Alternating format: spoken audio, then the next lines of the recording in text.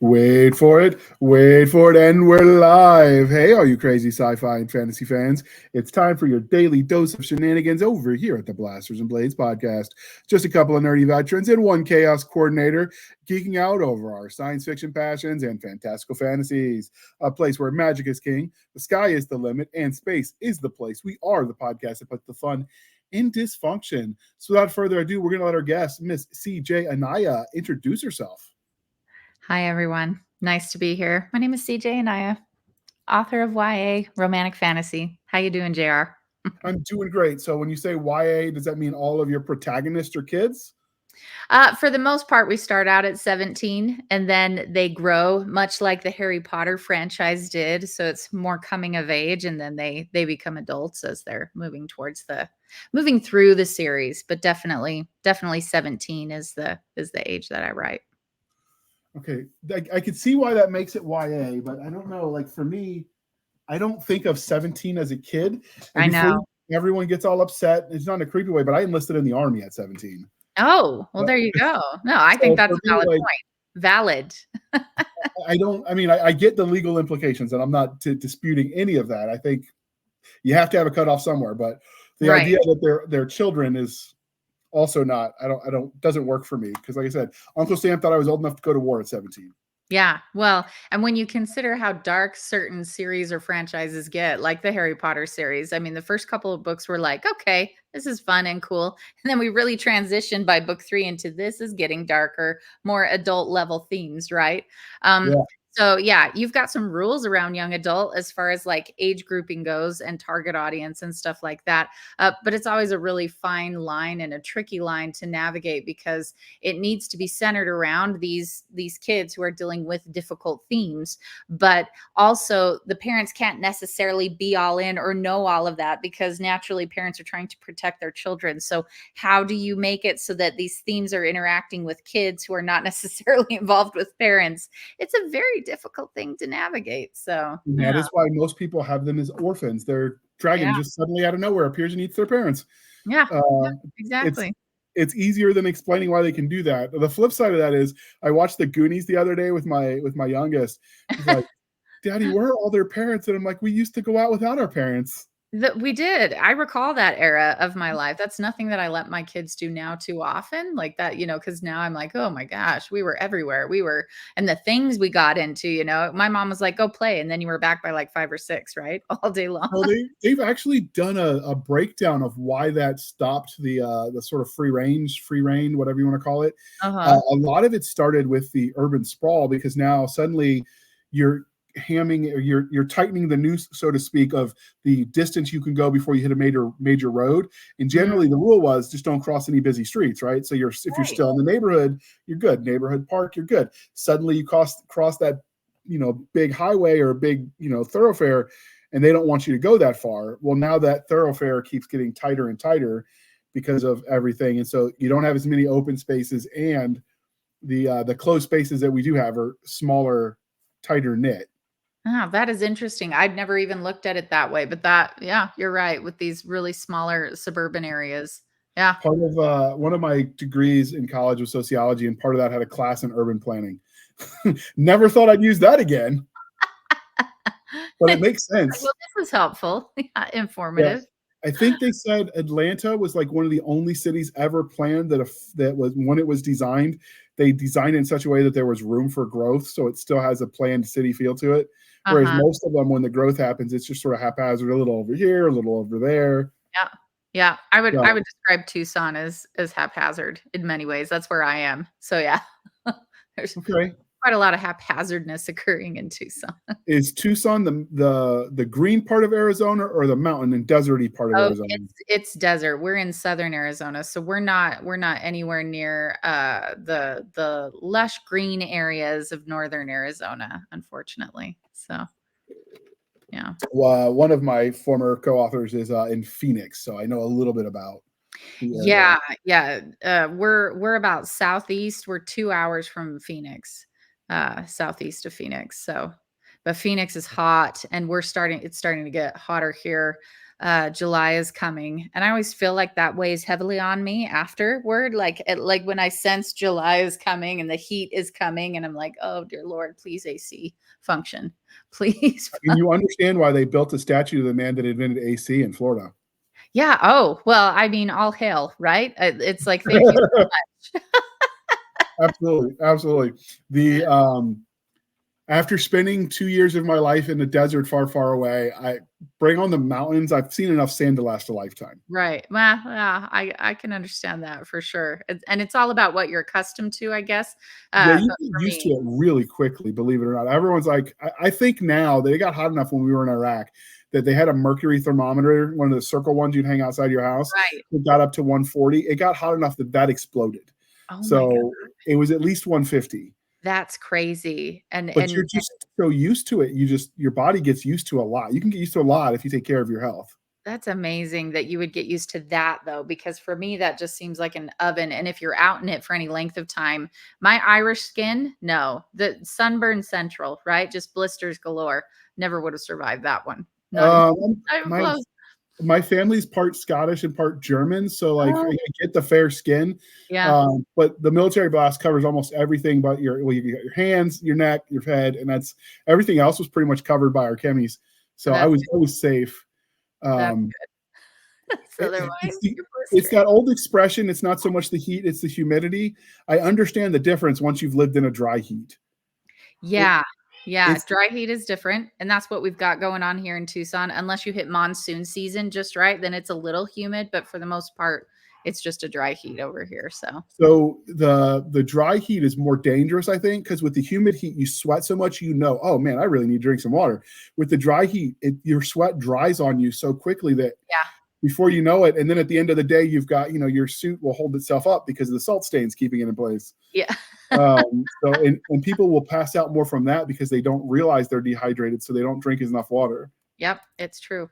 So That is true. yeah, it was an interesting experience. But I remember it would be like 140 during the day, and then because there was nothing to hold the temperature, it'd get like to 80, 85 at night, and we'd be wearing Arctic gear because we were freezing. Yeah, well, because that drastic change, I would imagine you Yeah, were like, "No, my body cannot handle this." Like, yeah, that's quite the difference. I And remember.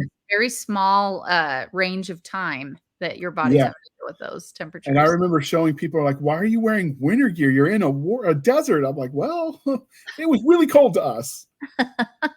So all right. So the next part of the introduction, dear listener, is how we found them. So we met Miss CJ through friend of the show, Jonna S. Brown. I'm not sure which of the personalities introduced us because she's got like 12 pen names, I think. She Who's does. counting? Yes. That's what we call a failure to commit. Yeah.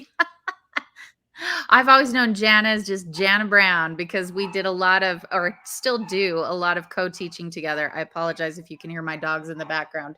But we did a ton of co-teaching together and coaching, and we still do. So I know her as the coach and also as a really great critique partner. So Yep. yeah. She's got some creative ideas, that is for sure. Yes. All right. And Sure. this wouldn't be the Blasters and Blades podcast if I didn't ask you the religion question. So are you ready for this? Yes, absolutely. All right. Stargate, Babylon 5, or Lost in Space? I'm leaning towards Stargate, mainly because I got hooked on the movie and then the series. And the movie, like with Kurt Russell, had me going, Yes. "What is this beautiful thing that I have encountered?" And the TV series just meant that I could encounter it even longer, even though I really wanted Kurt Russell in that. he Yeah, wasn't doing, he wasn't doing the TV series then, but I love Stargate, loved it so much, still do. I do too. I watched Stargate in theaters, and then I watched the SG-1, Stargate Mhm. Atlantis. I even loved Universe, which I know a lot of people hated. Oh, I didn't see that. I need to geek out more, apparently. I need to go watch that, absolutely, because It got 2 seasons or 1 season, excuse me, and they canceled it. oh, They said they were going to give you a closure arc in the graphic novel, and then the graphic novel left you on a cliffhanger too. how rude. But I mean, it gave you an ending, but it was an ending that was a new beginning instead of an ending that was an ending. Right, so there was no really satisfying payoff to speak of? Yeah, and I feel like they would have gotten there if they'd been renewed, but it was on Fox Entertainment where all good shows go to die. Right, right. So, Yeah. What are you gonna do? But I'm a huge fan. My one complaint about Stargate was that at least the series SG-1 in Atlantis was it leaned into the campy, as a product of its time. I don't have a problem with that, but like when people would die, they just leave them there with their equipment. I'm like, no, you don't know when you're getting resupplied. Take all of it. Yeah. He doesn't need it anymore. Trust me, he's not complaining. I don't think I ever looked at it like that, but then I don't have your military background either. So I don't think I was sitting there going, take the food and run. So it's partly the military, partly the history training, because I know, resupply is a thing. And if you leave it, the bad guys are going to get it. So might as well take it. And now looking back, having had to go through supply and turn in issued equipment, like I'm telling you, they should just end every military movie on you having to get to supply and explain where all of your equipment, like, honest, sir, we fought Zeus and he broke it or whatever, right? Like that. So it always bugged me. And so that's what Stargate Universe did. It was a little bit grittier, which I liked, but that was right when Battlestar Galactica was doing its reboots. Everyone's like, oh, you just tried to copy that. And maybe they did, but I hadn't seen Battlestar Galactica yet. Right. So I just liked that it felt more realistic. Well, and maybe I'm odd. For me, it's kind of like if something else is like it, similar to it, I want to just eat all of that content up. So, if I like Stargate and it's similar to Battlestar Galactica, I'm going to obviously love that as well, which is probably, it's the same thing that I apply to books. If I'm going to like this type of book, I'm going to like that book as well, because it's the type of story that I enjoy. So for me, man, it's all good. It's all good. I just want to watch all of it and enjoy all of it. I'm huge on escapism, so. Me too. Some people just want to complain. They just want to see the world burn, and they're never going to be happy unless they're unhappy. So I tend to let a lot of that go. But I that was my favorite. Stargate Universe was my favorite of the 3 series they did. I love that. So, I'm going to have to go. Well, now you gave me a good recommendation. I'm going to go into it knowing that they didn't necessarily end it all, even with the graphic novel, the way they should, but I'm still excited. I loved it. I love the possibility.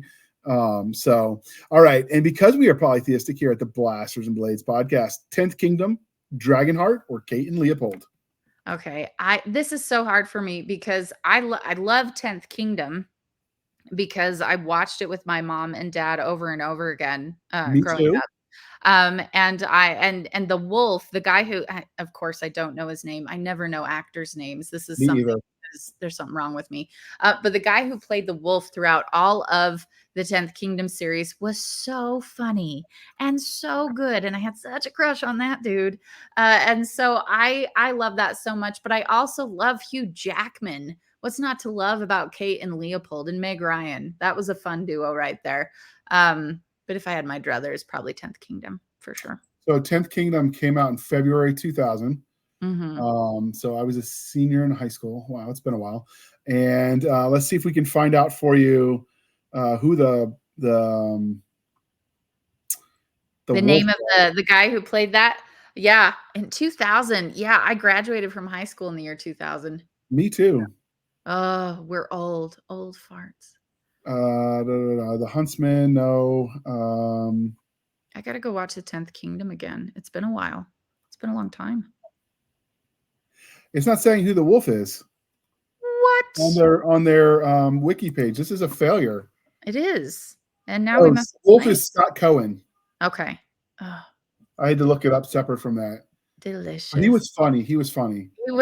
And it was just good. It was a good role. It was played really beautifully. I think everyone in there did great. And so you want to go back to it again and again, and everyone should, by the way. Let's just go watch it tonight. I had that movie on VHS because when they were offering it for sale, I didn't want to buy the DVD because I wasn't sure that was going to take off. I was like, VHS has been around a while. This DVD thing is going to go the way of Betamax. That's not going to last. Still have a VHS player. I'm looking for one. Let me know. Yeah, I need to get one because I've got some like family videos that are still in VHS. I know that I didn't get digitized in any way, and I'm regretting it. Now I'm like, okay, now I got to pay a fortune for a VHS player that does not exist. Or find some tech company that there's got to be like a hole in the wall mom and pop shop that will convert them for you. You're right. There's got to be someone who held on to that VHS. Yeah, and then they put it on DVD because that'll never take off. Oh man, that's hilarious. Yeah, I watched that in high school. That was something we did with the family. That was that in Little Caesars Pizza. That was Yeah. back when the commercial was pizza, pizza, and you had the little cartoon character. Yeah. Just the I good love times, good times.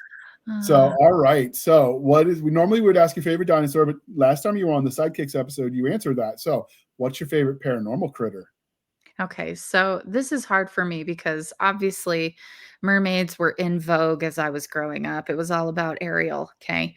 And then I fell in love, please don't crucify me, folks, but it was Twilight with, Edward and the vampires, mainly because the idea of vampires who weren't vicious killers, this was a new concept to me. So, like the mermaids, liked the vampires, but I've really lately been super interested. In this creature from the deep, and I can't remember the words any or the name of it exactly, but it was like it's a maybe you can help me. It's half humanoid, but like the body of an octopus. And so I don't know if there's like an official name for that, but I was researching some of these sea creatures that are paranormal in nature, and I have found a lot of the legends fascinating. But then I do a lot of that because I've been looking into writing this paranormal series where I'm focusing on different types of characters. And so it's like A is for angel, B is for banshee, or something like that. So in my research, going through all of these different types of paranormal creatures, I have found some interesting stuff that I've never even heard of before. And you can So, play a lot with paranormal creatures that you've never really heard about before because there's so much lore involved. yes. It's really fascinating. So Yeah. we have it's called a Caesalia Caelia. I'll put it on the screen for you at home. It's a subset of merfolk that originated in Asia and North America mythology, legend, and folklore. They're considered merfolk with an upper body of a humanoid and the lower body of an octopus. Yes, that's it. Oh man, fascinating stuff, guys. Just Let really me throw that, interesting. create a banner so I promise them so they can see it. You're like, we'll let you see it, So maybe. that There is you how it go. is spelled for There you anybody go. at home. Yeah. But yeah, it was interesting. I didn't know that off the top of my head either. I just literally half human, half octopus, and it came up. Right. Yeah. And that's really what I'd been calling it because I could never pronounce this word. I can't And I either. was too lazy to look it up. So thanks for doing that for me. Appreciate it. Anytime. But yeah, that's so. I started when I was working with James Ward doing some fantasy stuff with him, and I had so much fun doing that. I actually want to do more of that after I finish these open mill sci-fi series that I've got, just because it was so much fun. Like if I get with a weapon, I have to do some research to make sure my memory is right. Because sometimes you run into what you're taught is not always right.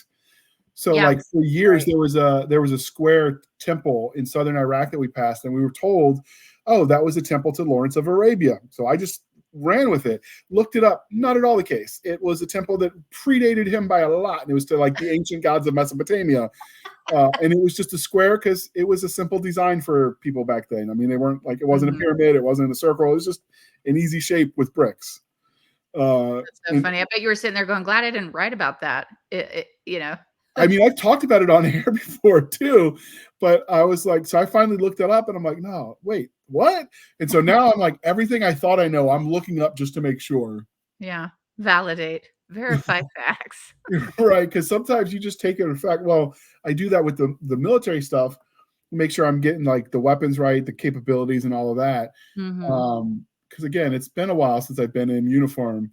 And then I was like, well, if I do fantasy, like I could just make it up Hmm. because Hmm. magic. Right. Why not? It's fantasy. So, That's what it's and I for. was having so much fun with the writing again. I was actually starting to get like high numbers on the Hmm. word count. So I'm like, totally got to do this. But I'm using that as like the carrot to dangle in front of myself. So I finish my open contracts because I owe a trilogy to somebody. I'm like quarter of the way, well, 40,000 into the second book of the Uh-huh. trilogy. So hopefully I'll be on the third book when this one airs. So, Yeah. Yeah. No, whatever it takes to get it done, get words on a page, right? Whatever you got to so, do. so once I can hit 2,000 words a day reliably, because I'm on a new med for the head injury, once I can do that every day, Once I do that, I'll be able to give myself words on the fantasy stuff. And once that gets too easy, I'll just keep upping the other non-fun stuff to give myself motivation for the fun stuff.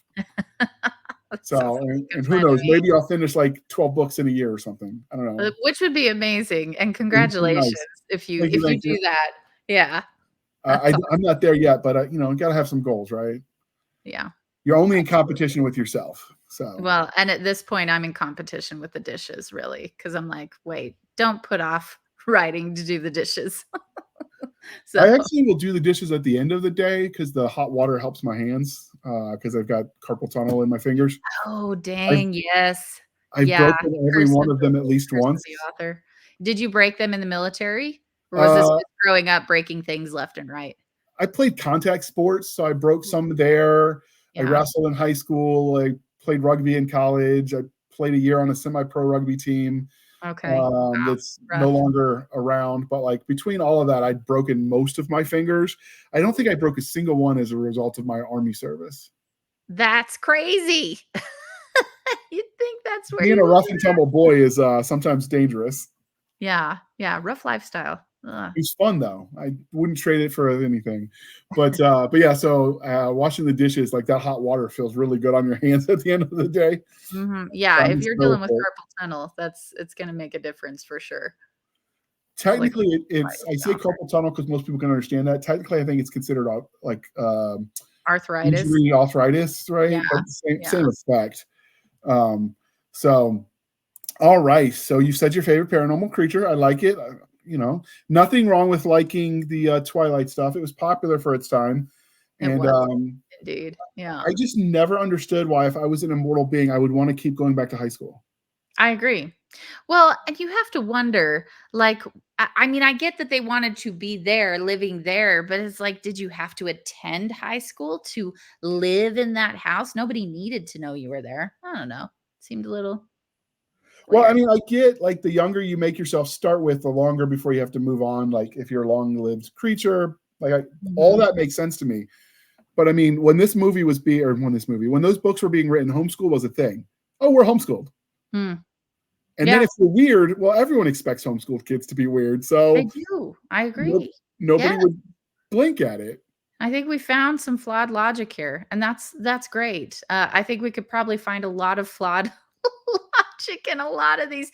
There's so much that you can find in so many books, probably in mine too, when it really comes down to it. Because when you're dealing with teen and young adult stuff, there's a lot of, you've got to suspend that disbelief there and just jump right in and go, sure, that makes sense. Yeah. In literature, they call that the willing suspension of disbelief. And basically, if you get enough of the little details right, we'll just go with you when you say the big thing, like, of course there's dragons and they can fly and breathe fire and eat people, because why not? Why not? As long as you get the little details right. Like you have a horse that can run 100 miles and never get tired and you never have to feed it. Well, then I don't believe anything. You treat the horse or the bow and arrow or whatever the mundane is right. You know, people are willing to go with you for the big ask. Right. Exactly. It's always funny because when we were the Sci-Fi Shenanigans, we would actually go through the book reviews on like Amazon and Barnes & Noble and stuff, and we'd like dive into what they meant. And I'd see some of these people like they were there for dragons in space. Cool, yeah, we'll go with that. But they got mad because they didn't think they ate the right food. And one of them, I'm like, that's where you draw the line. You know, like that always amuses me when you see these people like where the lines are. Everybody's got to draw a line somewhere. We've all got our standards and priorities. And apparently, the type of food for that particular dragon in space was not, did not sit well. It happened. They didn't like how good the MREs were because everyone knows they're gross. But I mean, we're talking in the future when magic exists. We could magically make them better. Magic sugar, guys. It's got to exist somewhere. Right? What do you think Tinkerbell was sprinkling around to fly? So yeah, it always amuses me where people's lines are. I mean, it's totally valid. You do you, but so I try to go with it. It's makes life more fun that way. All right, are you ready for the last one before we dive into the? All right, ready. So hit me with it. We are civilized human beings here at the Blasters and Blades podcast. We are no longer knuckle dragging troglodytes. So, coffee or tea, and how do you take it? Coffee. I love coffee with my protein mix and a Okay. little bit of almond milk. So that's how I get my protein shake in the morning, and then also get my shot of caffeine. So I do that every morning. It's pretty dang good. Depending on the translation you read, Benjamin Franklin either said beer is proof that God loves us, bacon is proof that God loves us, or coffee is proof. But I'd say all are true. So I'm sure he was Right. just used a word that meant all three. That's my take. I agree. I don't know how you could live without all three, right? I mean, everybody loves bacon and beer and coffee, I would imagine, or they I should. remember seeing I remember seeing when I was doing the I handle the social media for the podcast, and I was doing the Twitter scroll just to respond to people. You know, I limit my social media to 1 hour a day. So if it doesn't happen in that window, oh well. But so that way we can engage with our audience. And someone had shared a meme, or no, a comic strip, and it's this pig sitting down with his wife eating bacon, and she's like, "But that was cousin Joe," and he goes, "But it's bacon.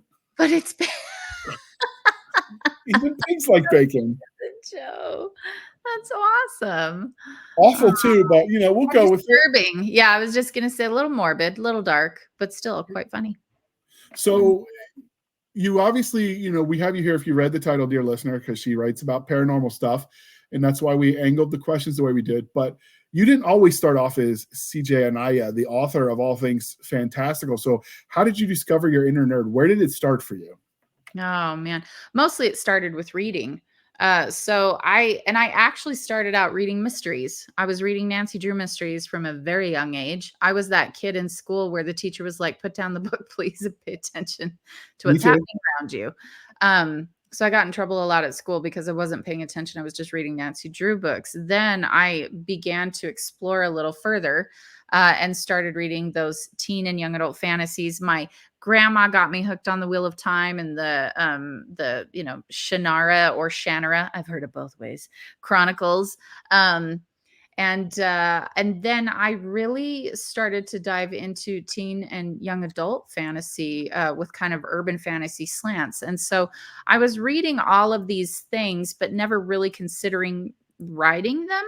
And I only started to jump into that world of writing and writing the stories that I love to read, when I was at a book signing event. And it was really a book signing slash CD signing event because I'm actually a singer and a songwriter. That's what I was originally doing before I started writing novels. And Jennifer Griffith, a good friend of mine, she's a romance author. She was there signing her books. And I looked at her books and I was like, oh my goodness, I read your books in high school and didn't even notice that, I had not made that connection because I knew of her in the town that I lived, but I didn't realize that she was an author that I had read frequently. So I was geeking out and freaking out. And she said, if you can write, um, a song, you can write a novel. It's the same thing. This was a lie, by the way. The process is totally different, not the same thing. But it's how she hooked me. It's how she got me to join her writing group, and that's where I started the Healer series. Actually, Paranormal Misfits is my second series, but the first series that I ever wrote, and the first book I ever wrote was the Healer. So that was how I started this journey, writing in paranormal, fantasy, dealing with the supernatural. Just anything that isn't real was really what I was excited to write about. So when So, you're staring at the screen and the words aren't coming the way you want them to, do you ever shout at the heavens, "This is your fault," at your friend? oh, absolutely. Yes. I've called her frequently and said, "This is all your fault." And she laughs. She thinks it's hilarious. Are you And still in that writing group with her? no, I moved. We were in Thatcher, Arizona in this writing group together. And now I'm in Tucson and I'm not even in a writing group anymore and I should be, but that has just not happened. So I try to do more online stuff and I do have an accountability partner in Jana. But as far as a writing group goes, please do it. It's such a good idea, especially if you're a newbie author. If you've ever thought about writing, it's the best way to start learning the process, at least, and learning the There's art of writing story, because the art of actually writing genre fiction was nothing I learned in college. That's nothing that I learned in English classes or even in a creative writing class. So I'm sure there are really good courses out there in college. I did not encounter them in my college career. It was only in this writing group where I really learned how to craft a novel. So that I was will interesting. say that if you're listening to this before November, of 2024, because obviously it's going to be out over the summer. I would go online and look up your local nano group before they all shut down, because there's some drama going on at corporate. I don't know if you've been Oh, following yes. that. Yeah. And we don't need to get on that here because that's not the point of this podcast. But dear listener, if you decide you want to be a writer, it's a good way to find local writing groups. And then when all the chips fall, you've still made local connections. When you branch out and call yourself something else, you've still met these people. But I got lucky. The local group to us was full of a lot of really cool people. I mean, it's a Navy town, so most of those people have moved since I started with them back in 2015. So at this point, I have an online group where we meet through Discord every week. That's great. That's so great. Yeah, it works because part of it's just accountability of just checking in. So like, what did we do last week? What are we gonna do next week? And then we talk like a craft topics or business, as opposed to actually just sharing documents back and forth. Because let's face it, once you get a certain point in your career, you don't have time to edit everyone else's stuff. No, you don't. And once you get to a certain point, you're sitting there going, okay, I've learned these things, and now I need to learn from other people who know more than me. And sometimes you get to a point in your writing group where you actually are the person who knows the most, and you feel that maybe you are not growing as you should. And that's not that you can't stay and help others, because you should help others, but you also need to continue growing and improving as a writer. And so, it's always something to consider. The hard part with that is generally speaking, the ones that have the knowledge at the top that you would want to learn from are so busy writing, which is how they're so successful, that they don't have time to do it. Yeah, I think Brandon Sanderson is the exception, where he did those classes at, I think it was BYU he did them at, Brigham Young University. Yes. And he filmed it, and they put it online for free. Yeah. Which is because he was, if I remember correctly, he was a guest lecturer for an actual creative writing class, and he insisted they film it so that way people who weren't living in, I guess BYU's Utah, I think. Yes. People who weren't living local could benefit from the class. And so like he's gone out of his way, and most people at his level don't have time. No. But he's made a point of passing that on. I respect that. I don't particularly read his books. I mean, they're not bad. Obviously people love them, just not my style. But I do love that he goes out of his way to like pass on what he's learned. Yeah. And you need to, because anyone who's ever started out as an author has always had someone giving them a hand, right? Or a hand up, or some advice. They've taken the time to do a little mentoring. And so as you get through this process and you start to learn things, and you find others who could benefit from that learning, you pass it along. You help others as others have helped you. That's what you do. Dang it. You just do it. So we learned that in Boy Scouts. You leave the camping ground cleaner than you started. Basic humanity, people. All right. So that's how you got started writing. Do you remember what the first fantasy thing you read was? It was definitely Wheel of Time. I recall that because it was such a different world for me. I mean, so different from Nancy Drew and the mysteries and the thrillers that I was reading. And so, and it's not to, here's the thing though. I grew up on watching, Star Wars. So it's not that I didn't understand this idea of different worlds and different universes and different magic systems and things like that, but reading it was so different for me. And the Wheel of Time, my word, that's a universe that in my opinion is still just so vast and so detailed. And it taught me patience. I was a skimmer. I liked to skim certain action stuff when I was reading, and I liked dialogue. I always felt that dialogue drove stories for me as a reader. I wanted to get to the good stuff, and a lot of times the dialogue was where I found it. And so I found that with the Wheel of Time, I wasn't just enthralled in what people were saying. I was finally enthralled in what people were doing. And so that action was really fascinating to me. The tension, the way that the books were put together, for me, that was fascinating. When I read The Hobbit, when I sat down and read Lord of the Rings, I also really enjoyed it, but it was also a different approach. I think anyone who really discusses those books will sit there and say, okay, if that were to be something that was written now with the attention spans we have and the way in which story is written, people might have gotten bored with how detailed the scenery was with all the exposition there. But for its time, when it was written, I don't think Tolkien ever sat there and thought this is going to eventually be commercialized. And this is, something that's going, it was a world for him that he created. And it was so thorough and so detailed and so beautiful and so lovely. But that was a different style from the Wheel of Time. So it was like jumping from universe to universe in different fantasies and even science fiction. And the idea that you could just create something in some ways out of nothing, in other ways borrowing from others and making it your own. I enjoyed that, and I enjoyed seeing what people could do. And in my mind, it was always, I don't know, and I kind of touched on this earlier. It was never, oh my gosh, what's better? It was just, what's more? I want more. I just wanted more. So it was the Wheel of Time really got me diving into fantasy for sure. So Okay, that makes sense. And did you get into in school any of the fantasies? Because I remember we read Beowulf and Gilgamesh and all that, which is, you know, no, I tuned out. Is that bad? Like, I was not interested in the English lit mythology stuff. I remember snoozing. I was such a bad student. I'm revealing all sorts of things I shouldn't. I had a hard time with the ye old language. And it just never resonated or spoke with me at that time. Now, later on, older, and hopefully I'm a little more mature, I can appreciate that now. But for me, it was never anything that I read in school that really hooked me. Although To Kill a Mockingbird certainly did, but that wasn't fantasy. That was unfortunately it hit too close to reality, right? In a lot of ways.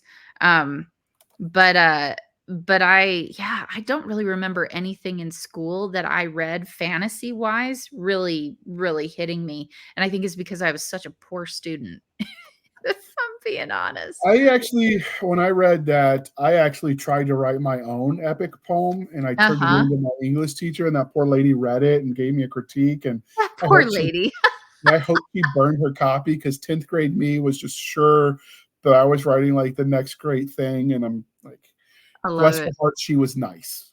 I love it. Hey, that's where you start, right? That's where you start. It is. I will say, though, that mystery definitely falls under the speculative fiction umbrella. So that definitely counts. Although I didn't read Nancy Drew. I read Hardy Boys. Yes. I read a lot of the Choose Your Own Adventure stuff. A lot of the D&D periphery books, like the Forgotten Realms. The Lone Wolf Pick a Path book, where you basically got to play what the character does in the fight and all that in the book. Although I imagine like people plotting a Choose Your Own Adventure, like a serial killer meme where they got like strings attached everywhere on the corkboard. That's what it looks like in my head when they try to write those. Yeah. And that's wild. If somebody would invent a program where like you just tell this stream and we'll organize it, and then this path, like if they organize it for me and all I gotta do is write the fill-ins, I could probably write it, but I don't think they make enough money on Pick a Path to make it worth developing the program. Yeah, but it still is a really interesting concept to pursue. I've seen it done in romance, where it was basically a love triangle where you picked in the end which one she got with. One, yeah. Pick this. Here's your story. This is how this goes if they choose this person. That speaks to my own romantic sensibilities, because let's be honest, sometimes, and this is why a lot of people don't like the love triangle trope. Sometimes you get two people where you're like, I could take both of these and be super happy. And if you've done that, you did the love triangle trope wrong, dang it. There needs to be a clear winner, but sometimes there isn't, and that can be super frustrating for romance specifically, because there needs to be a clear winner within that specific trope. But if you're ever in a scenario where you come across a book like that, go to the author and demand different outcomes. It's like, let's see what this other ending could have been with this other individual. That sounds be like bonus content for the newsletter kind of thing. Well, and that's that's like, let's imagine this scenario with this person. Here's a bonus scene for anyone who wanted someone else to be that. I read a lot of romance novels in high school because I was absolutely convinced it would help me understand women. Plot twist, it does not. No. But then, so, you know, I read like it's a lot of the Regency stuff, and because I'm a history nerd too. And then some of the modern stuff. And I notice in the modern stuff, they like the enemies to lovers trope. Yeah. Well, first off, I'm the guy who likes all the details. So like more the better. Like I have no problem with the amount of detail in Tolkien. I know I'm an outlier in this modern generation, was just like, give me 3 sentences and I'll fill in the rest. I love it. But when I was doing the enemies to lovers, I read a few of those because it's also, as an English major, we had to do like read various genres. I took a whole semester where that's all we read. We had to pick 10 genres, and then she assigned us a couple books in each, and then we had to kind of write our final paper on what every genre had in common, what they had apart, like analyze what genre means. And in the end, story is what it comes down to. But in the enemies to lovers, I noticed if you do too good of a job making the bad guy bad, I have trouble buying in when you want to turn around and suddenly he's good and they're like all lovey-dovey. And I'm like, no, I still hate him. Yeah, exactly. That's a fine line to dance around. And then this is where dark mafia, motorcycles, romances, those subgenres have started to come into play, because you have a lot more leeway with that enemies to lovers trope, because this is the bad dude who isn't necessarily redeemable, but he's good enough for her in that sense, and somehow they make it work. Although he's still pretty bad, if we're being honest. I'm flashing back nothing you'll ever see with Hallmark, that's for sure. No. I'm flashing back to watching Jake and the Neverland Pirates with my kid, and they did an episode where one of the Jake's pirate crew stole something, and Jake gives the lecture, "We don't steal, we're pirates. That's not what we do." Right. And I'm thinking, no, that's exactly what pirates do. Exactly what you do. So when I see people like the dark romance, the mafia, I'm like, no, this is how you end up on an episode of Cops. Right, exactly. Like, take his ass away, officer. And you really have to, well, and anybody who writes dark mafia, right, is going to sit there and go, well, you're just not the audience, right? You're not who I'm writing to, which Fair. is true. There's going to be audience and readers of romance who are like, no, dark mafia doesn't work for me, or no, Hallmark doesn't work for me. It cannot always be all cheesy lovey-dovey all the time. Like, that's just not feasible. But it's just kind of like, pick your poison, right? Whatever works for you, as long as the author nailed the sub niche and the audience expectations down. Enjoy it. The bad boy one, the other part of that is they always make like somehow you're supposed to be in love with this guy, and I'm reading him and I'm like, this isn't the bad boy. This guy's toxic and probably needs a couple hours on a therapist couch. Yeah, like he's got to work through his stuff. And sometimes you sit there and wonder as you read it and enjoy it, you're like, maybe I need therapy. Is this a wake-up call? So when I was starting writing, I was reading a lot of stuff on Wattpad because it's free and I'm on a budget to explore a lot of genres to kind of figure out what I liked and what I might want to write. And I noticed that over there. And a lot of that's newer authors. A lot of that is younger audience. But every time you see like the werewolf stuff, when I was trying to figure out if I wanted to write those, and plot twist, I do. But all of their alphas, I'm like, no, that guy just needs a swift kick in the ass. There's nothing manly about that. That's not manly. That's abusive. There's difference. Right. That's abusive. Let's talk about it. Yeah, it's definitely interesting. And that's where I realized that sometimes that's a little different trope-wise than like what you might buy on the for sale market. Right. Yeah, exactly. They have a problem if you publish that on Amazon, your reviews are going to be less than kind. Yeah. Well, and writing teen and young adult, you got to be really careful with that too. It's nothing I ventured into ever. I didn't go into the dark fantasy for teen and young adult because it's a fine line, and you got to be good at walking that line without really offending sensibilities, because you're dealing with ages where things could be very inappropriate. Yes. And so, yeah, for me, that's not a road that I ever went down, because I knew that I would not be able to handle it the way that it needed to be handled. And there were just some things I didn't agree with as an author. But that's to each his own, right? There's no right or wrong. And in some ways it's really what you're used to, what you like. And as long as you are not sending certain messages to people that are inappropriate and hurtful, that's actually why I stopped. I've made no secret about the fact that I wrote steamier stuff to fund my first edits on my sci-fi. And I was posting it to get like critiques because it was free beta readers essentially over on Wattpad. And then they updated their back end stuff, and you could see the audience age and like the age of those people. I'm like, nope, pulled everything. And I left the platform because it was kind of creepy. I'm like, no. Yeah. I'm not writing this kind of stuff for people my kids' age. No, I drew the line. Yeah, you really have to sit there and go, okay, if this is the content I'm going to pursue, it needs to be for adults. Absolutely. And I thought that's what it was. There. You could hashtag it with what appropriate, whatever, but there's no verification system. Oh, yeah. So, I mean, just like on Amazon, at a minimum, you have to have a credit card, which in theory, you've got to be an adult for. So, but all right, we've gone far in afield. We're 44 minutes in. And so I'm going to pause for a moment while we shamelessly steal for the man. And then we're going to talk about your books, which is the reason we brought you here. But this has been fun. I am not complaining. All right, let me pull that up. The intro. It moves around periodically where it has the commercial order when I have them prepped. So sometimes I'm like, no, it was at the top last time. All right, and we're going to play that commercial. Boom. Here comes your next romp in the graveyard. In Hunters for Hire, a new urban fantasy adventure by best-selling author Jonathan Yanez. A guy down on his luck puts sign twirling and rideshare driving on the back burner to track down the supernatural for a pretty penny. Find out what happens when John Hunter enters the secret underworld. Download your copy and start listening today. Now available on Amazon and Audible. All right. Thank you for sticking us through that commercial interlude. Thank you, Jonathan, sponsoring this episode. All right. So what all, as we dive into you as the creative, instead of just getting nerdy about nerd stuff, what all have you written so far? So I write under 3 different pen names. I've written teen and young adult romantic fantasy and paranormal for CJ Anaya. And then I was doing more clean and wholesome romance for adults that were romantic comedy. And that was under the pen name Cynthia Savage.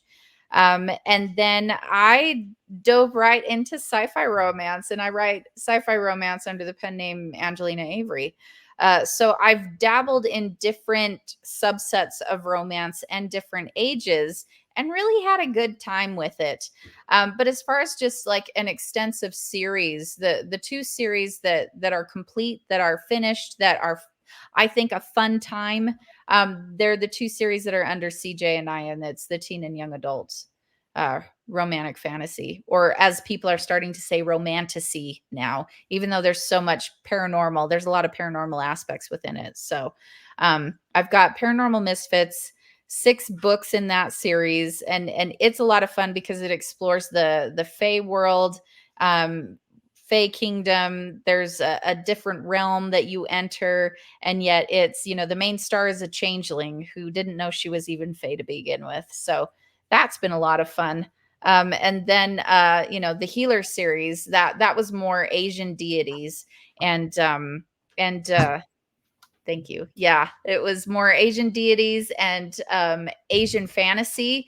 And at the time, I was the word cultural appropriation was not something that we ever really discussed. I just loved all of that and thought it was so fascinating and interesting. Now, I don't know if people reading my books would sit there and think, oh, that's, you're taking over someone's culture. I thought I was always very careful with it. But it was me just really exploring how beautiful Asian culture is, how beautiful mythology is, and having so much fun with the fantasy world involved. So hopefully people will enjoy that as well. I never really got behind the whole cultural appropriation. Cultures are meant to be shared and spread. I found it beautiful. If you write nothing but your culture, everyone's gonna be like, well, you don't give representation. If you give the representation, well, how could you do that? You're not that. So I realized people are going to complain either way, and I just tell the story. Yeah. That's what I did. Just told the story that needed to be told in both series, and they were both really fun to write. I've had a lot of people love it, and I've had a lot of people hate it. I think that's about where most people stand. It's like, I'm okay with people liking my stuff, and I'm okay with people not liking my stuff because I will not be everybody's cup of tea.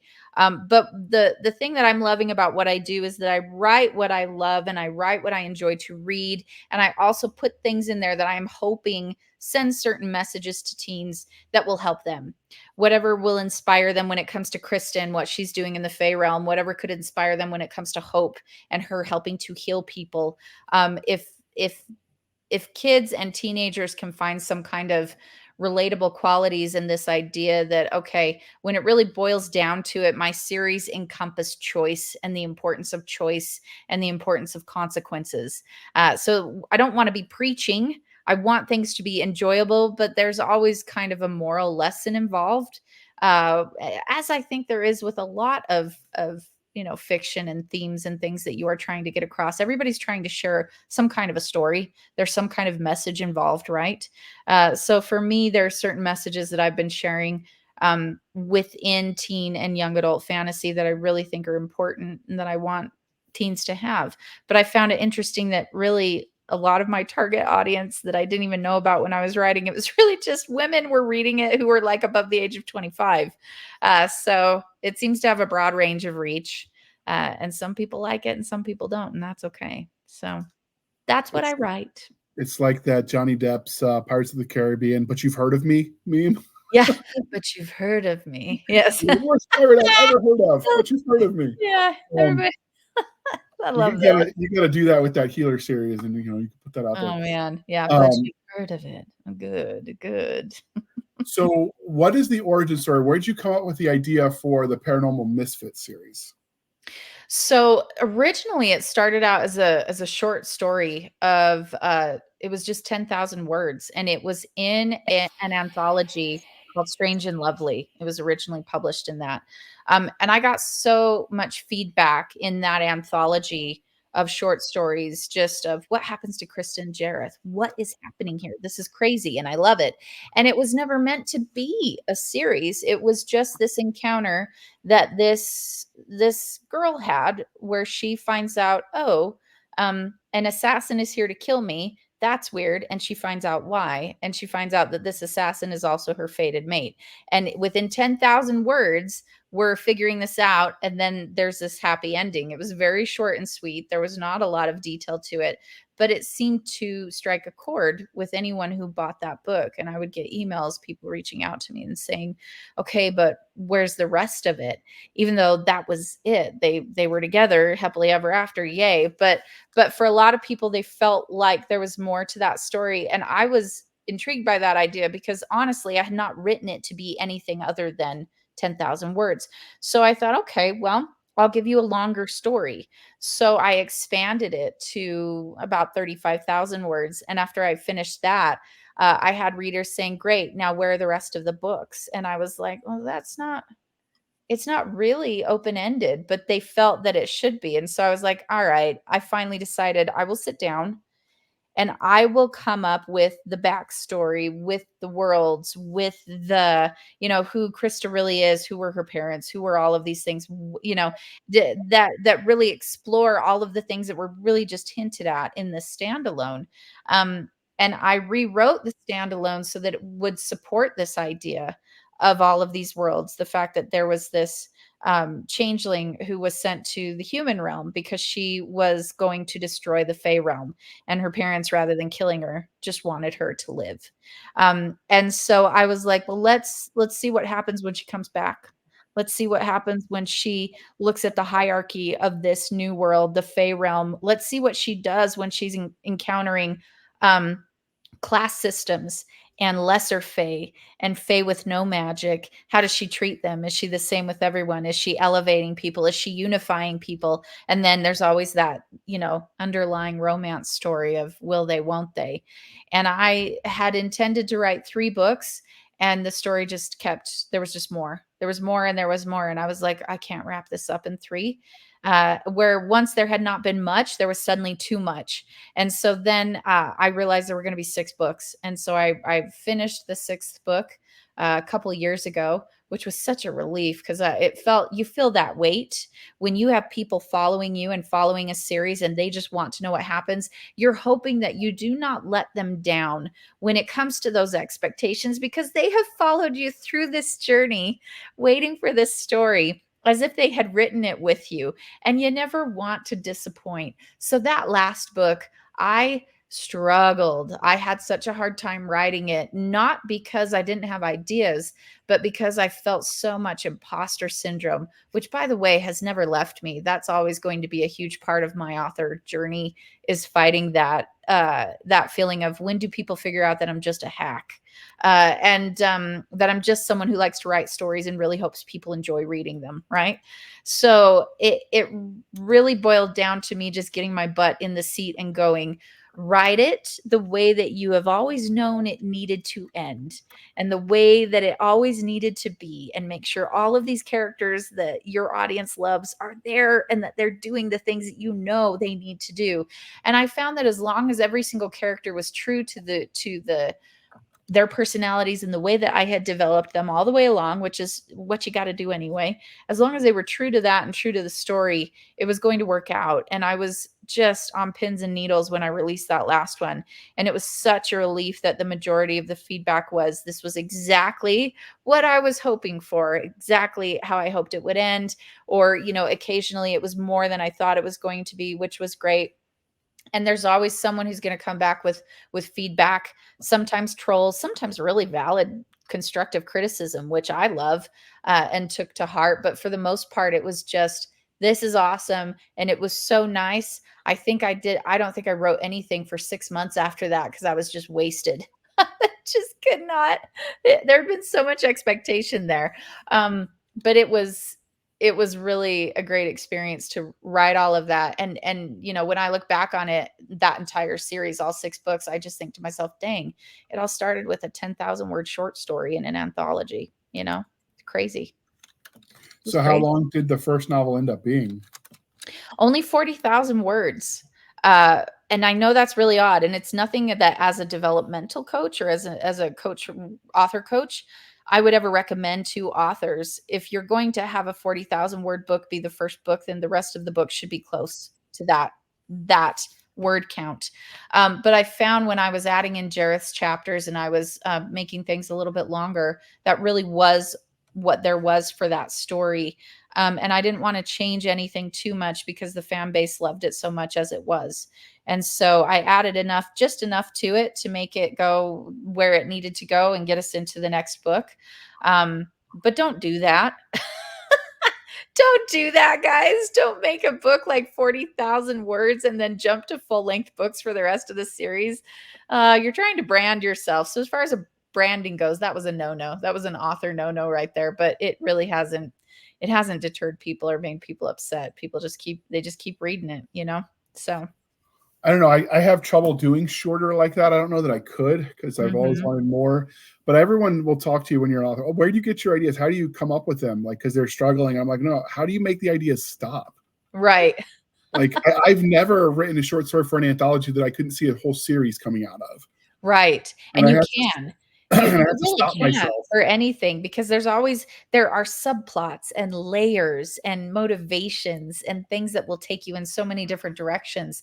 And that is very much like me. It was the one time I wrote a short story. And after that, I realized, never again. I'm not capable of making anything too short. I'm always thinking of more possibilities. And it could be because I love to get locked into a long series. Like if I had my druthers, I would be in a series for like 20 books, 30 books. That's what I love. I want to stay in that universe forever. I want a spin-off series. But writing those can be really challenging because sometimes as a writer, you want a little variety and you'd like to go write something else. So well, the other problem with that as a reader, it can be daunting for a reader. Yeah. Like, I've got to read how many books? Yeah. Well, sometimes if you don't start with a series, but nobody will do that anymore. Nobody's really starting with the series. They want them to all be finished. Yep. But that means some of these series aren't getting finished because they didn't sell well enough because everyone waited for them to finish. Yep, exactly. And so that is a stinker about traditional publishing. If you are doing traditional publishing, doing a series, and you're really banking on getting those advances and getting paid, but you're not getting picked up again for like a second or third or fourth, that can really determine for you financially whether you want to keep writing or not. In the indie world, if you decide to publish and go indie, you are the master of your own fate on that one. So you can decide however long or you want to take to write it. And to release it, and whether it's fast or slow, to somebody it's going to be a new book, even if it, even if that series is 20 years old, to somebody it's going to be a new book. I mean, if you look at Vampire Diaries, that took off like years after she'd published them. I believe she'd published them in the 90s, and then that took off later on.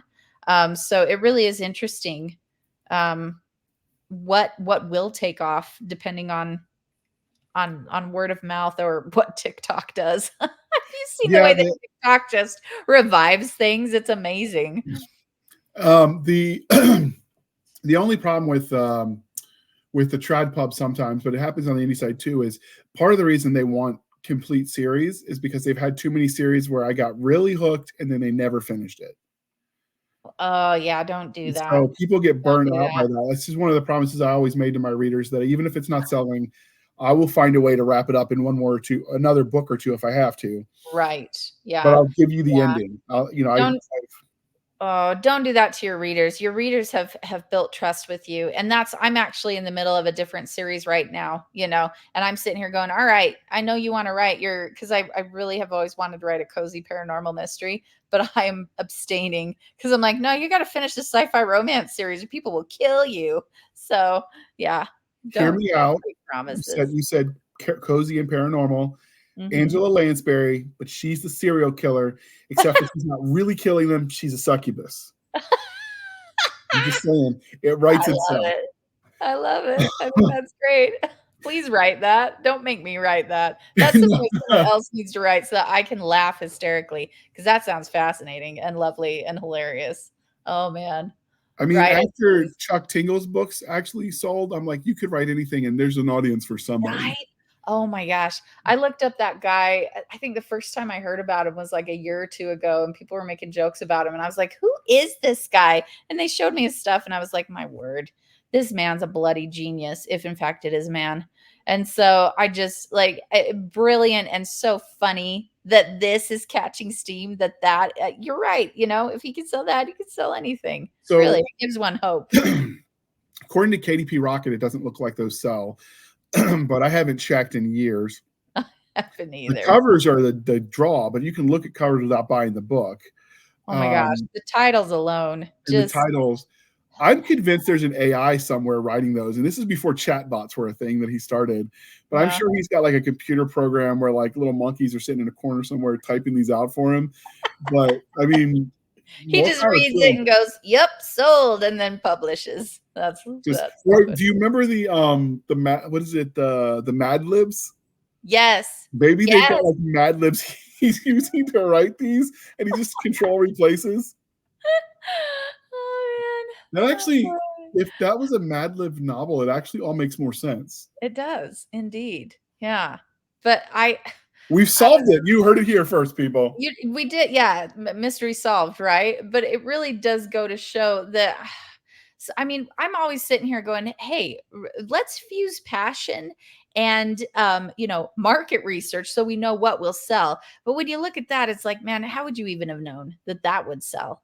Like, sometimes you just. When you're the first in, sometimes you've got to chart sometimes you can follow the trail someone else paved for you. And sometimes you just got to grab your, machete and hack your way through the jungle and hope for the best on the other side. Exactly. Luckily, the kind of things I like to read and write are mainstream enough. So I've never really had to worry about that. But I know some of these people with like their weird ideas, and I don't say weird in a pejorative sense, but like some of their ideas, it's like, oh, okay, good luck with that. And I don't judge. I just, more power to you. But that's the good thing about like the indie side, at least. Yeah. You don't need as much money from an overhead projection to break even. No, you really don't. You don't. You could have a career off 5,000 readers. Yeah, you can. Well, and you can do a lot of the stuff on your, I don't recommend you ever do cover design unless you actually know how to do cover design. But, you can figure out ways to cut down costs. Like, anybody can format their own books in Vellum or Atticus, right? So there are all sorts of little things that you can do for yourself in order to make that book production process a little less expensive. So that you can get your books out there, but to each his own, some people are like, no way, paying for it. Anything I touch gets destroyed in the book production process. So, it's a cost benefit analysis that you have to do, but that's the business side. From a creative angle, just if you've got the idea, might as well get it out of your head. So for me, I started writing as therapy at the VA, writing as therapy class. And so basically I'm getting paid for my therapy hour. So it's a win for me either way. That is a win. Nice. I love it. Speaking of covers, what can you tell us about this one? Oh, this is a new cover. This is not the cover that I originally started with, but something that all indie authors everywhere really should know that this is the business side of things. You need to know how to package your books.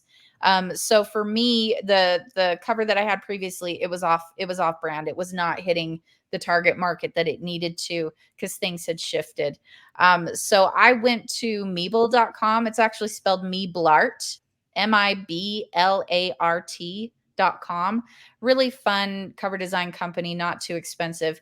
And they created this cover and all of the other covers in my series for me. And I think they really nailed it on the head. Something I love about Jareth and Krista on this cover is the silver white hair, the fact that they're kind of glowing because when royal fated mates touch, their skin glows. It's a physical embodiment of that fated mate symbol right there. So this has been fun to see that. And then you actually see, if you look at the number 1 at the bottom, we've got some like rings and calligraphy there, but it's kind of symbolic of the infinity rings that show up on fated mates temples.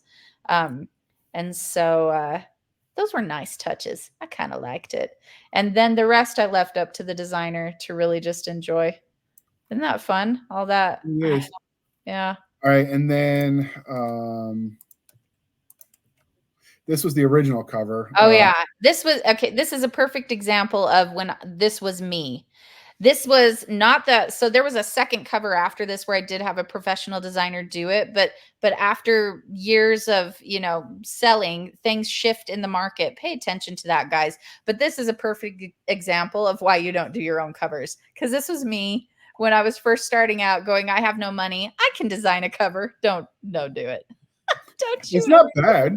It's not great either. Oh man, not great. I'm colorblind, so my taste on covers, there's a reason I farm that out. Yeah, you need to farm it out, folks. And for me, it's would I be better off writing when it comes to spending my time? Yep. Especially if you're not a fast writer, like some of these people are cranking out a novel every 45 days, and more power to them. I kind of hate all of you, but more power to you. No, it's impressive. It's not my process. And that also has to do with seasons, right? When my kids were a little, when my kids were younger and they were in school a little more, because I've had to do, we had to do like some homeschool stuff with the pandemic and everything. And so there was not a lot of writing going on. But before that, I was able to write quite a bit. I was able to get at least 3 books out. And now, no, the transitions and the changes and things that you go through, having 4 kids, life hitting the fan. And so as an author, I've just finally accepted the fact that I really need to be super kind to myself and say, okay, it's okay if I wrote 500 words today. It's okay if I didn't write for a week. And I have found that to be the biggest source of progress for me, is being kind to myself as an author, because I'm a slow writer. I'm a planner. I do a lot of pre-planning and thinking, and not so much writing the book. And when I do sit down to write the book, it's because I have everything figured out beforehand, and then it just flows after that. But the figuring it out beforehand, the backstory I'm developing, all of the questions I ask myself, the not even necessarily plotting, but just writing down scene ideas and things, all of that prep work, it takes me a long time. So I'm a weird duck in that respect. I think I'm just kind of weird when it comes to my writing process. I don't know. It takes a while. Whatever works for you. I fell off the wagon for a while when I was dealing with life, so I totally understand. Yeah. But for me, it's like I said, it's therapeutic. So I just try to force myself to get, the 2,000 a day. That's my goal. That's great. So yeah, and you do. Like I said, I've interviewed authors that are writing like 10,000 words a day, and like I said, while I like them as people, I kind of hate them sometimes. I'm like, right, mostly because I'm jealous. But so what can you tell us about the 2 main characters in this story? So Krista has been alone most of her life. It's that trope of being in and out of the foster system. When she was sent by her parents to the human realm, she was supposed to have a guardian with her. That didn't happen. And so she was raised in the foster system under very suspicious circumstances. And by the time we get to the start of this story, she's been fully emancipated, which in and of itself is really mysterious, because if you do any research on emancipation, you'll know that that doesn't necessarily happen very often when you're dealing with the foster system. And also, judges don't sit there and allow people to get emancipated unless they can support themselves, which she didn't necessarily, so there's already some intrigue there as to how was she even fully emancipated to begin with. And then she's on her own in an apartment with a roommate, and suddenly Jareth comes on the scene, and Jareth has been tasked to take out a target. He's been sent to the human realm to take out a target based on intel that they've received that this person is a threat to the Fey realm. And he, gets in that apartment and looks at this girl, and he's like, why is she a threat to the to this realm? And so it's all about these two discovering her past, why she is a threat, what her future holds and why it could possibly destroy the Fey realm. It's about what they're meant to do as a couple. And it's also about how she's meant to heal a lot of things, including the Fey realm. So Krista is very unassuming in the sense that she's had no one to rely on. She doesn't think much of herself. She doesn't need anybody, and she's got to go through this process of learning to trust people. I have found that in my writing that I tend to do ensemble casts. I really focus on the heroine's journey, and the heroine does not have to be male or female, by the way. I really like Gail Carriger's. I always say her last name wrong. I like her thought process on the heroine's journey because it's all about networking and connection and family ties. It's not that the hero is going off alone. It's that they are stronger when they are with their unit, and they find their power in people, and find their power in connection and love and family. And so for Krista, her power is really about connecting to her fated mate, about connecting to the people who are around her. And it's about that unity and trust that they have with each other. And that's a hard lesson for her to learn as she goes through this, is that she can rely on people, and she needs to. She can rely on others with their magic, and she needs to. She needs to learn to trust herself in that process. And Jareth has some lessons to learn along the way as well. And I did not realize as I was writing it that I was so focused on community and that I was focused on getting rid of caste systems. But it's pretty prevalent within the whole thing, where it's all about, at the end of the day, we're people. Fey human, you want to bring the supernatural into it. It's just people needing people. And at the end of the day, what we need is connection, because that brings us joy and comfort. And so these are all things that Krista and Jareth are discovering and implementing within the Fey realm, because it has not been there for so long. So yeah, those are my characters. So what makes that the heroine's journey so appealing? Because in addition to Gail, author J. Daniel Sawyer, who does the Everyday Novelist podcast and talks about the creative writing, like he's done some deep dives into the various tropes and plot structures. And there's a very delineated process for a hero's journey versus a heroine's journey, right, which is gendered in title because it relies on gender stereotypes. But you could have a male lead on a heroine's journey, and you could have a female lead on a hero's journey, because once you get to a certain point, it's just the organizational structure of the story. Right. Yeah. Correct. So I think we all have something that we lean into. Like I write the everyday soldier because, well, that's kind of what I was. I was just Joe Average. What is it about the heroine's journey that appeals to you that you make that almost like your signature? I think the reason I love the heroine's journey so much is because I do not, as much as I have been introverted in a lot of ways, I don't necessarily love to be alone.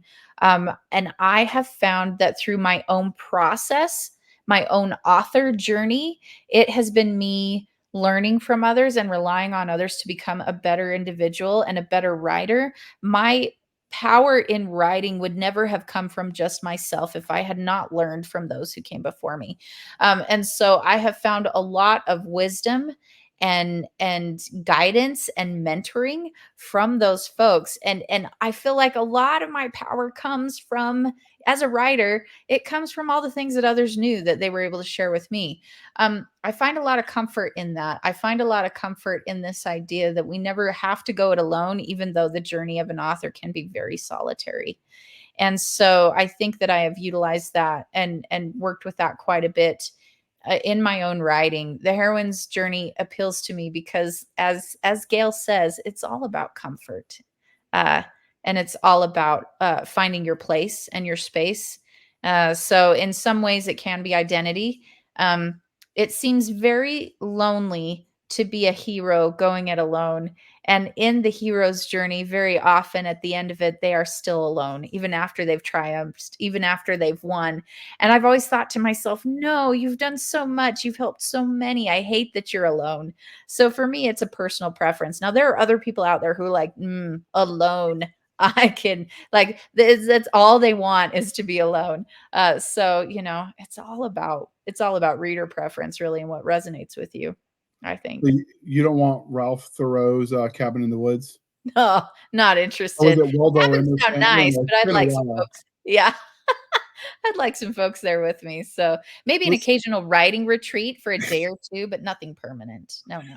So wanting community, that's why you had 14 kids, so you were never alone? Exactly. Yeah. 14. Well, 4, but 3 dogs. So we may as well just be someone's got a basketball team here. I So mean, at a certain point in time, their personalities multiply, so you can kind of exponentially increase by a factor of yeah, 3 we've or already, there you 30, go. May as well whatever. have 15 kids, right? So you mentioned the ensemble. So obviously there's the love story. So there's those 2 characters. Who is the rest of the ensemble, which I guess we'd call our secondary characters? We've got Keelan in there, and he's an interesting character because he's originally an antagonist. He plays an antagonist throughout the thing, even though he's part of that ensemble. And we see how he was meant to subvert, and how he came in with a lot of flaws and wounds. All of them, all the characters have them, but Keelan really appealed to me as I was writing him because he was that Prince Charming, that devil may care attitude where he he was hurting quite a bit, but he was just, it was, you'd never tell because of all the smiles, and the way in which he loves Krista, but selfishly, and then to the detriment of himself and others. And so I found that really appealing, especially because it's his attempt at this love triangle, but there's never any question. It's not a love triangle. Everyone knows it but him, you know? And so the way that he grows, and also the way that there's potential for a spin-off series with Keelan.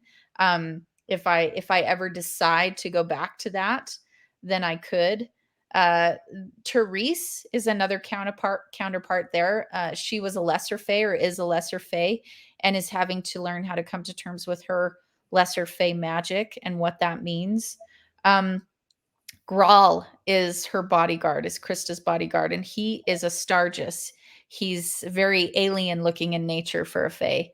I guess they all look alien in some form or another. If you want to say, well, this is other, this is different from human. But really, at the end of the day, Grawl, his English is broken. Beautiful that he learned it, but it's very broken. And the way that he delivers dialogue, the way that he talks to Krista, the way that he chimes in with the funniest things at one point, but really profound things at another time, in occasionally guiding and always protecting. And it's that fierce loyalty that I love. And then her uncle Roderick, who we are not sure if he could be the villain.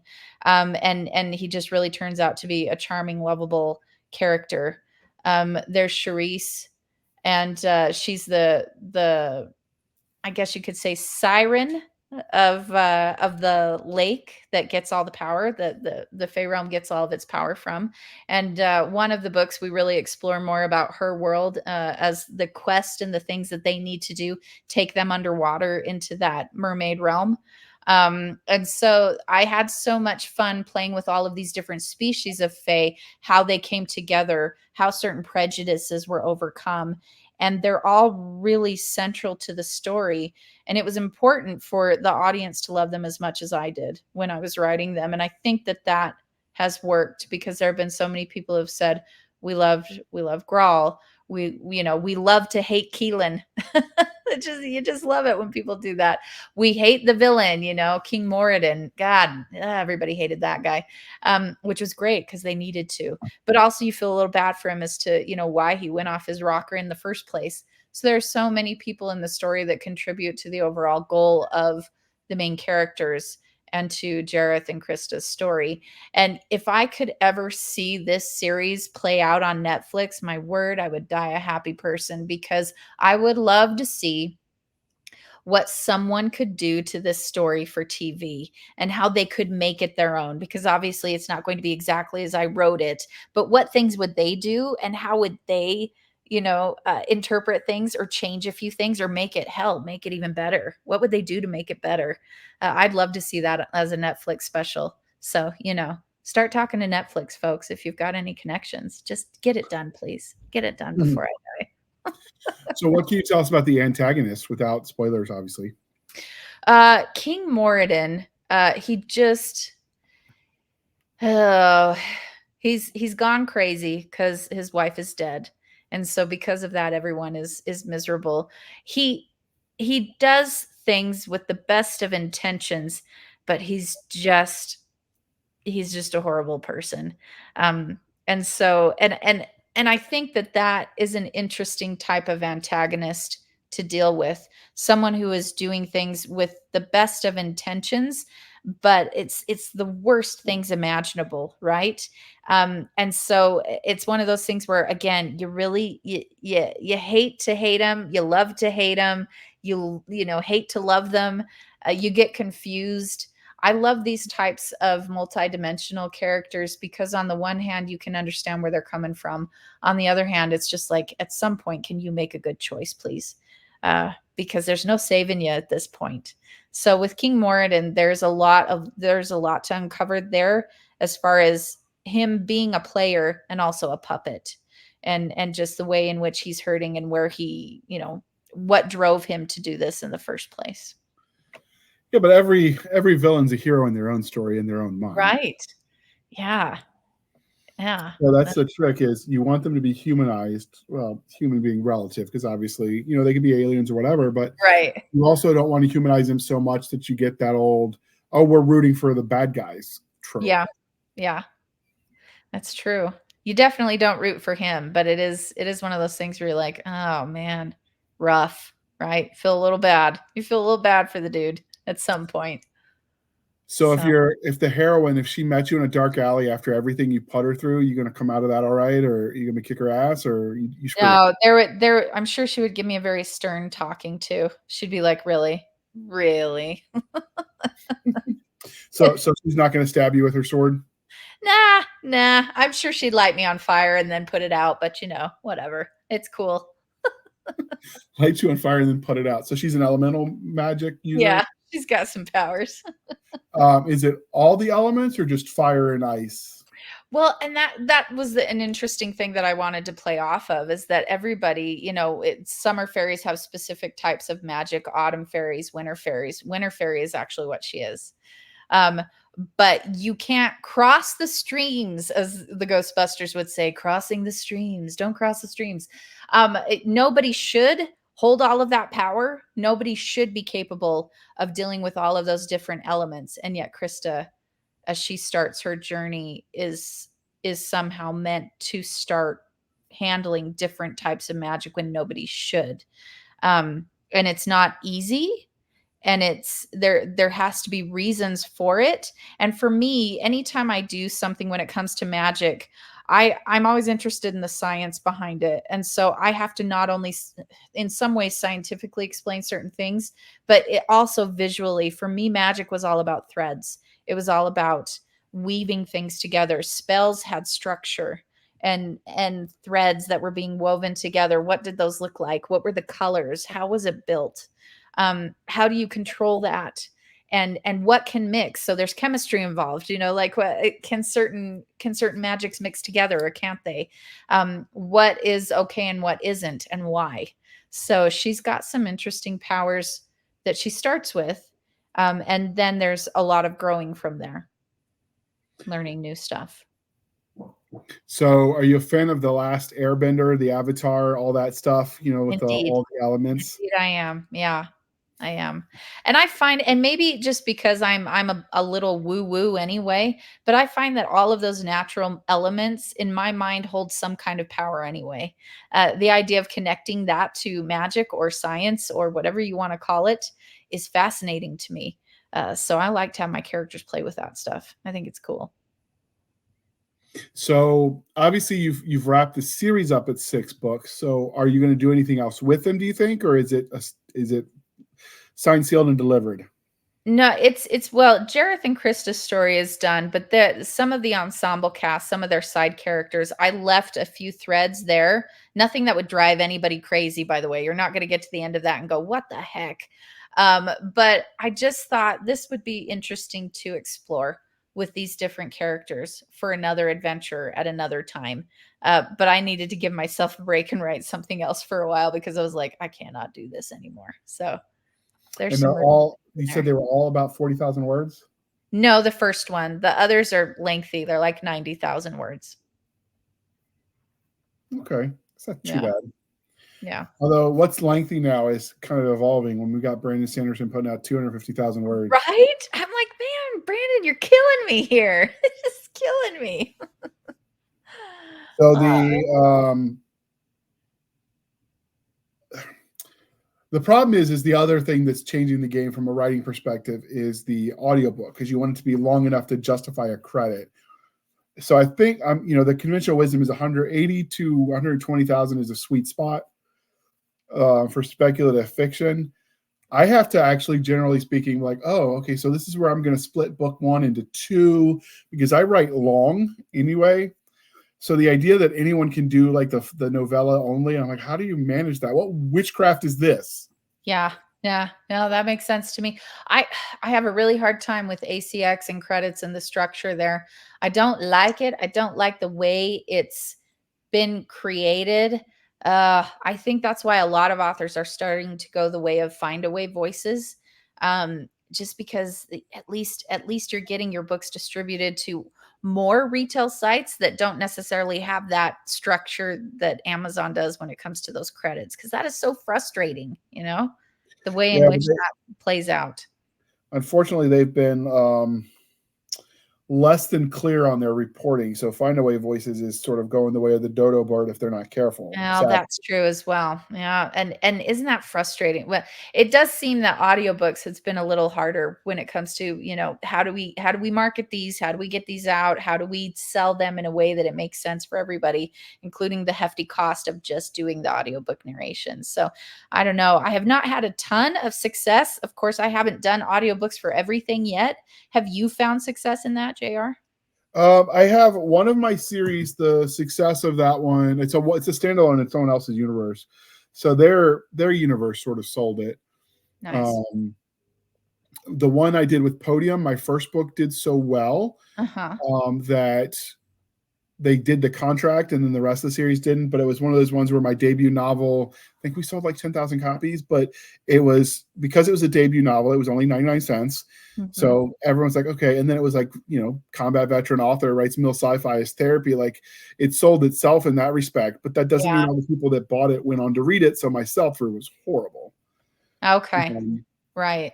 I mean, if you go from book 2 to book 3, you're gold, because you've picked up the ones you've gotten rid of already, the ones that didn't read it at all. Mm-hmm. But no, I haven't had any success with audiobooks. At this point, I know you want to do them because having all the formats is good, but I accept it's a vanity project that will cost me money. Yeah, and I have to be able to fund it by the ebooks, because the reporting is just less than ideal, we shall say. Yes. Yeah. Agreed. But I listen to audiobooks, so I kind of selfishly want my books in audiobooks because I want to listen to them if I need to go back and reread them. Because with my head injury, like, audiobooks save me. They let me read again because, there are times where I just can't look at a screen anymore. Mm-hmm. And so being able to listen, That just works for me. It would be so fun, just because with fantasy you've got different characters, different voices, right? That's a fun thing that I would love to be able to sit down and have someone who's just stellar at voice acting do all of the voices the way that I can hear them in my own head when I write them, you know? Oh, that'd be so cool. So I'm hard of hearing. Who knew getting blown up 27 times is bad for your health? Yes. But so because of that, like I don't always hear the distinctions on a lot of things. So generally, unless it's like official, like you don't say corpseman, it's corpsman. Like that's just known. Like that kind of stuff I'm going to care about for the rest of it. Like words I made up, like you do you, bro. I don't care. Because I don't hear it any different anyway. So as long as the narrator's happy, and when you give them that much free reign, some of them will hate you because no, tell me exactly how you want it to sound. But then some of them are like, oh, I can play around. Great. Yeah, exactly. But I think it helps if you tell them in the beginning, like, I am hard of hearing, so I'm not as picky. So if you want to have a little bit of fun, I'm okay with it. You know, just make sure they know you're not going to come back and change your mind later and have them have wasted hours. Yeah, that's not fun either, because editing those audio files, nightmare, not fun. I know some of the audio people are starting to subcontract that stuff out. The narrators are. But I'm not there yet in my career. Someday. For now, I just have fun writing the nerdy stuff and hope I sell enough to cover the edits in the cover. Well, because it is fun. Just writing is fun, and focusing on ebook and paperback is fun. But I agree that someday it would be just very nice to have all the audiobooks out there. Maybe you should just read them yourself, JR. Just do it yourself. I know Katie Cross does it. She's a friend of the show, and like she writes crazy amounts of words every year, and she narrates her own audiobooks and does her own story. And I'm like, I kind of hate you, but you're awesome. I listen to my voice when I edit for the podcast, and I don't know that I'd want to listen to my voice that much. So not all of us were blessed with the voice worth the radio voice. Yeah. So, I mean, you know, maybe I'll do that like Patreon bonus kind of thing someday. Like it'll be horrible, but you know, if you want it, we can make something happen. That's right. The weird thing is I've started getting emails from Amazon about their beta program to have the machine read it, but I don't know how I feel about that. I have not explored that option at all. I've kind of been sometimes my risk is high. You know, I can handle risk. Other times I'm like, no, not even going there. And with Amazon, I'm just like, burn me once, Amazon, dang it, with all the audiobook shenanigans you've been up to. So I have not even looked at it. I would be curious to know if anyone else has tried that, though. That would be interesting. I know there's very clear, like there's people on the fence who just don't care one way or another, but then everyone else who's got a side on the great AI and automation train argument, like you're either in the middle or you're on the extremes. There is no central cluster. It's all either the far outliers or the dead center who just doesn't pay attention to that stuff. Yeah. I can't imagine an AI being able to get the inflection and nuance that I need, because there is comedic timing that is necessary for some of my lines to hit the way that they need to. And I can hear it in my head. And most people, when they read it, will hopefully be able to hear that in their head when they're, you know, you read it and you can hear the voices. Hopefully people are hearing voices in their heads. But I just sit there and I think, I don't think an AI can handle that. You know, the comedic timing, the punch here, the emphasis here, the tone here. I need them to do it. Otherwise, what's the point? So yes, I've been listening. So some of the people write their fiction, they share it. God bless them, on Reddit, and it's just amateur people essentially writing fan fiction. And there's a channel that started grabbing these stories from Reddit and uploading them, and it's an AI reading it. And I'm listening to it just because I wanted to hear what an AI could do. And it's definitely missing some of the nuance of pronunciation. And it's just like when you hear it and you notice it, it's so noticeable. Yeah. And that I mean, I think that for in some things it can help, and it can help, you know, as long as someone is needing help with listening or reading, I think that's great. But for me, and the way that I would want my stories told, not so great. I want live actors for it. That's personal preference. I just want live. Do you prefer like ensemble cast where it's almost like listening to an audio drama, or just one narrator? Well, if one narrator can do all the voices, the more the merrier. The more the merrier in the one narrator. Isn't that fun? But yeah, I would love it if one narrator could do all of that. But if more would need to, that would also be fun. Let's experiment, JR. Let's just find a whole cast of people to do our audiobooks. Now we just got to get them to work for peanuts. I pay you $5. I'll give you brownies. How about that? No. Brownies. What kind of brownies? I mean, come on, let's talk. I mean, obviously the fudge kind, like very chunky chocolate chip, right? Mm-hmm. That's the best. That's how brownies should be. Now I know why you're married. That sounds delicious. I mean, in my mind, it should be, right? You need to be able to pay in brownies. This is why I prefer the barter system. But, you know. So you're saying the creators of the iconic Fallout franchise messed up with bottle caps and it should have been brownies? Agreed. Yes, absolutely. That was exactly what I was saying, JR. I feel you. I feel you. I mean, for me, it would have been the Nuka-Cola, mostly because, I want to glow from within. He's radiant. He's radioactive. Whatever. Okay, so if you could live in this world that you created, would you? Oh, 100%. Absolutely. I absolutely would. It's a world that I could jump into and live in forever, for sure. What of the magic schools that you created, the elementals, whatever, what kind of fae would you want to be? Because who would want to be human in a world where you had other options? Oh, yeah, I agree. I think I would love to be a summer fairy. There was some really interesting things that they could do. But as far as like where I'd want to live, I mean, it would absolutely be within the lake itself because the lake was so expansive. When we started really exploring the world under there, I was thinking to myself, this is dang cool. And also, perhaps I should get drunk more often because that's when all my best ideas came. Yeah, but the problem is you got to sober up in time to remember those great I know, ideas. right? Yeah.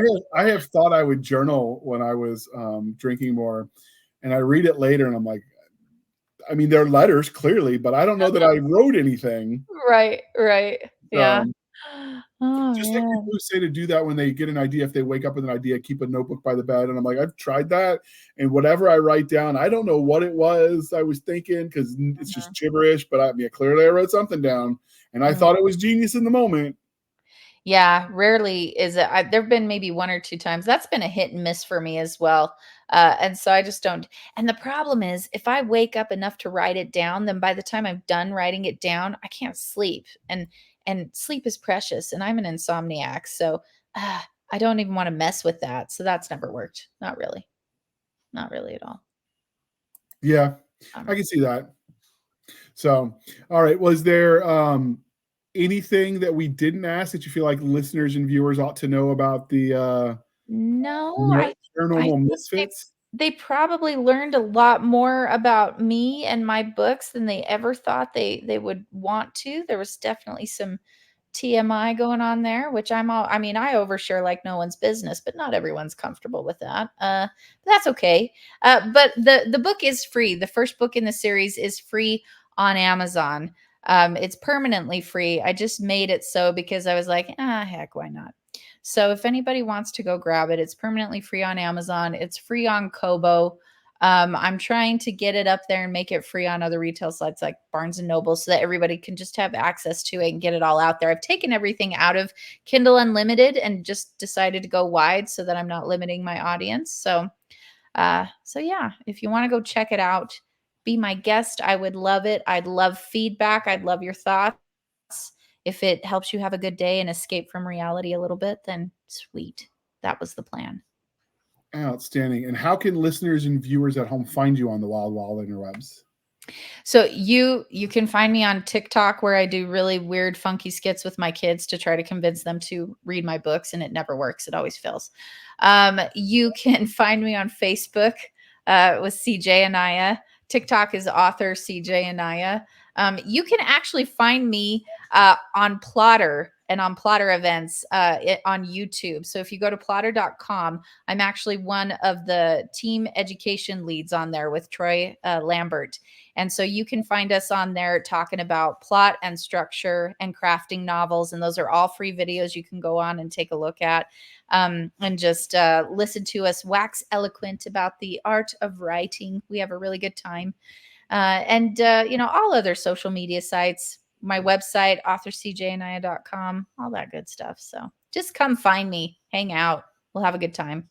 All right. And I will link to all that, as usual, dear listener, in the show notes. This is the part of the interview where I remind you to please be kind and speak your mind on the reviewing platforms. Your reviews help the right readers find the right books. So do your part, people. With that being said, you can find us on our link tree at linktr.ee, linktree/Blasters and Blades podcast. Again, linktree/Blasters and Blades podcast, where we link to all the things, the BitChutes, the Rumbles, the YouTubes, the TikToks, the Twitters, the email Blasters and Blades podcast at gmail.com for professional purposes only, people. We have our Blasters and Blades Facebook group and Facebook page. And most importantly, we have Madam Stabby Stab riding the Instagram, Twitter, and email. You can follow us on our website at anchor.fm/blasters-blades. Again, anchor.fm/blasters-blades. For as little as 99 cents a month, you can help keep the lights on. And if you're listening to this summer, the website should have converted over, so check for the new link. I don't know exactly what it'll be. I am waiting for the help desk because apparently I broke it or something. You could support the show more directly over at buymeacoffee.com/author J.R. Handley.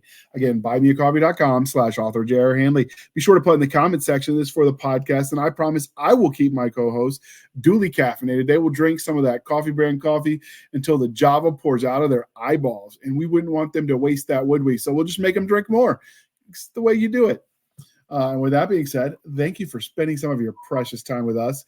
For my crazy co-host, I am J.R. Handley, and this was the Blasters and Blades podcast. We'll be back next week at the same time, where we'll indulge our love of nerd culture, cheesy jokes, and all things that go boom. Thank you for coming by, CJ. This was a lot of fun. We'll have to do it again sometime. Thank you so much for having me. It was great. All right. And with that, we are out, ladies and gentlemen. Boom. Wait for it.